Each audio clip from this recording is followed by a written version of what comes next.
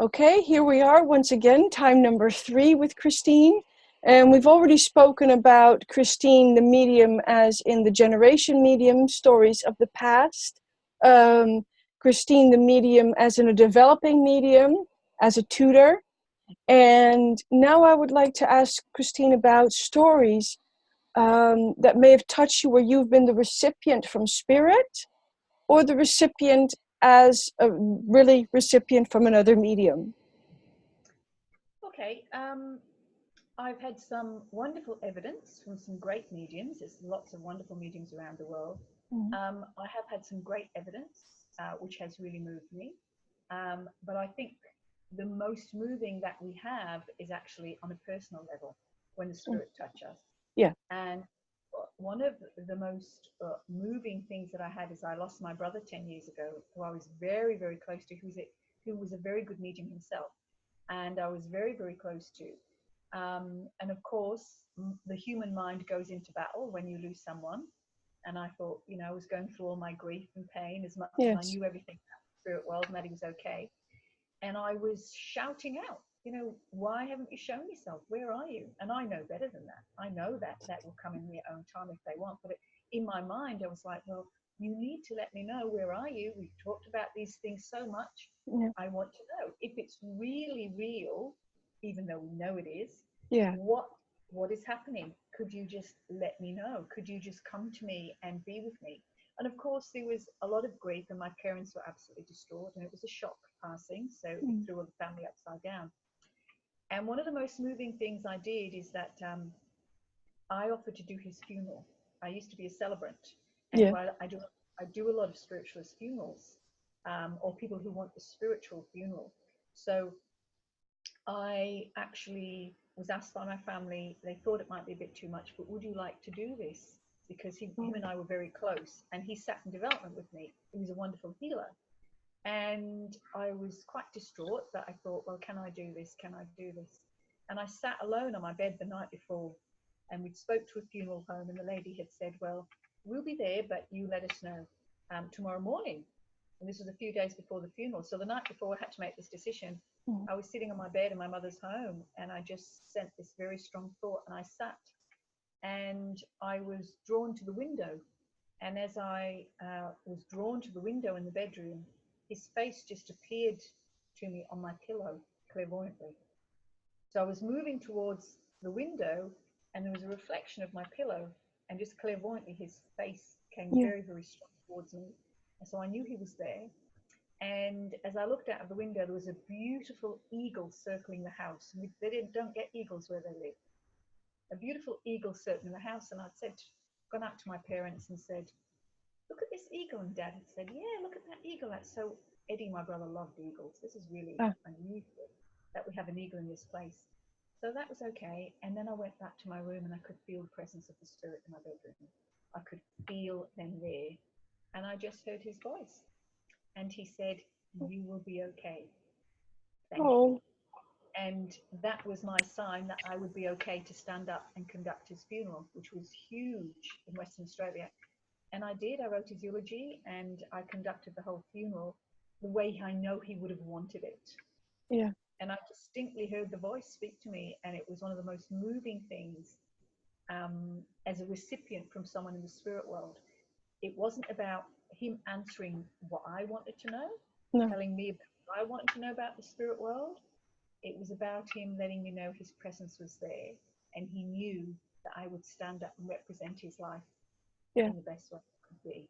That would have to be probably the most moving thing I've had. Oh, I mean, even I've got goosebumps. That is just, what a gift, you know? Well, it was a wonderful gift to be able to conduct the funeral on behalf of my family, and it was tough, but I could feel him with me all the way through it, and it was a really defining moment in my mediumship, because it taught me a very big lesson that, right, stop demanding. You can't just find out because your brother's popped his clogs. He's going to come and tell you everything, and he's going to talk to you when you want to. He's not on dialogue. So, it taught me. I thought, right, okay, Christine, be real about this. You teach this, you know this, be real. And it was the presence of him. And then to see his face clairvoyantly just so straight around me. And then when I heard the words, you will be okay. Thank you. Oh, And that is just, knew, I just knew in that moment I had to represent him. And it was a wonderful, wonderful thing for me. It taught me a lot. I can only imagine in you know, in how many aspects it would have taught you and probably still teaching you, you know, in a development way and as a tutor. And as a tutor, you must often get messages from your students as well when they're training.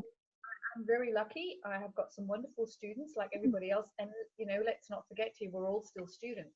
Yes. So I look to my peers and colleagues and, you know, I trust them if I need advice or help or guidance. And I look to see what people are doing, because you're never beyond receiving guidance and education. And from the students that I've now been able to pass on what my understandings is, I've had some wonderful confirmation of not only my brother, but many loved ones. And again, one of them was from my younger brother and my younger nephew who passed at the age of 5. And they came to students and gave me beautiful information. I've had many, Diana, to be honest. And I think that the beauty of all of it is that they're like a beautiful jigsaw with pieces put together that have created aspects of memories of my life and my loved ones. So I'm blessed that when you're guiding students and giving help, you get these little tidbits that they help you with, or they give you, or they bring someone through, and it fits into that myriad of a beautiful jigsaw of your own family. Yeah. And so you go, well, okay, my family's present, they've touched the spirit world, that is correct, I understand that. But it also makes you aware of how much your own family are around you as well. You're not just doing it for other people, your own family are with you as well. And I hear my family quite strongly at times. Often when I don't think that they're there, or I'm not looking to hear them, it'll be very spontaneous. Yeah. But I know, and I come from a very strong psychic family with quite a good few mediums. So I know when it's real and when it's not. And I have to check myself sometimes and go, was that real? Was that just because I desired that? Did I bring that out of my own subconscious? So you have to be able to evaluate, and I think that's really important.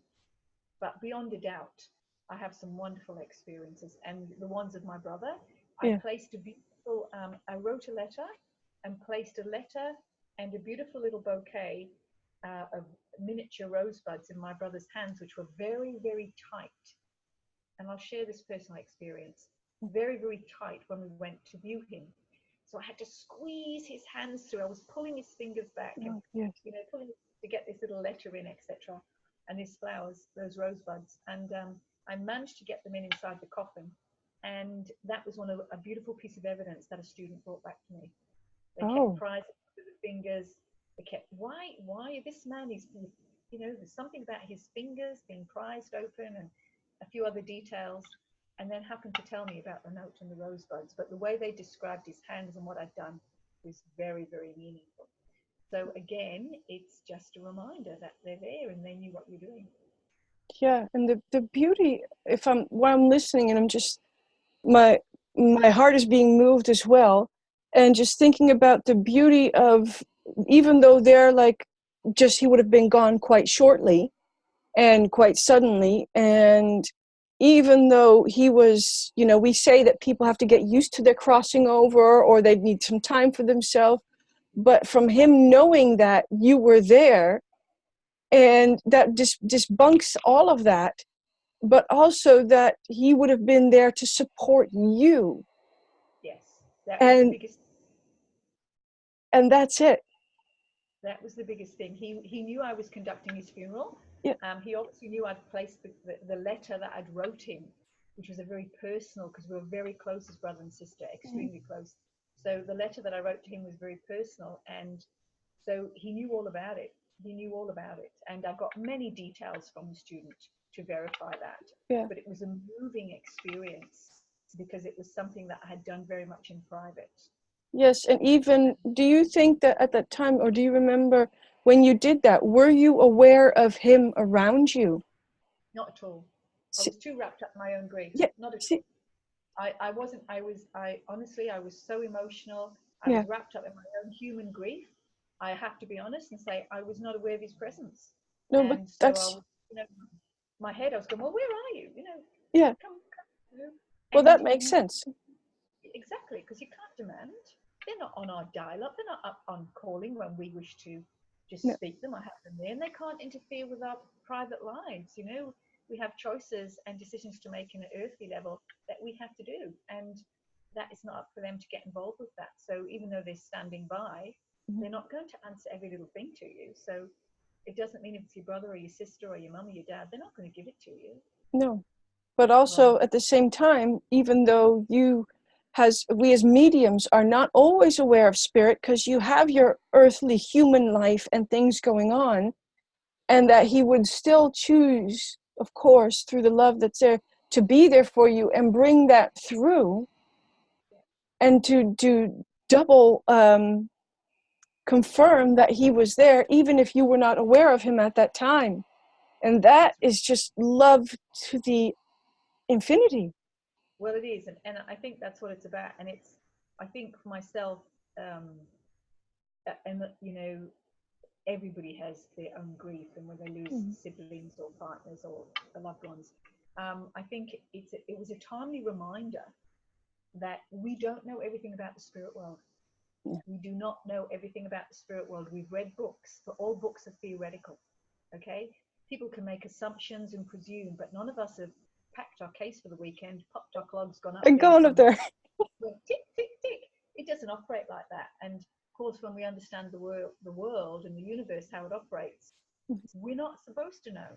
You know, we've taken on the mantle and responsibility of becoming a medium, to be that medium between those two worlds, to bring support and love and comfort and healing to people and to ourselves, and to learn about ourselves and each other. So we're not meant to know everything. So I do not believe people can just ask the spirit world this, ask the spirit world that, demand this of the spirit world. I think there's a lot of assumptions made, and I feel a lot of people read a lot of books, which is great because they're educational, some of them, but also in the books they're just opinions of people who've had experiences, right? There is nothing more richer in life than your own personal experience. Yeah, I totally agree, and I think that is an absolutely beautiful closer for the interview.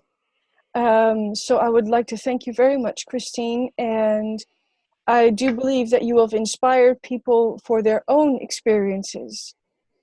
And thank you. Thank you You're very much welcome. for having me. You're welcome. Thank you. Did I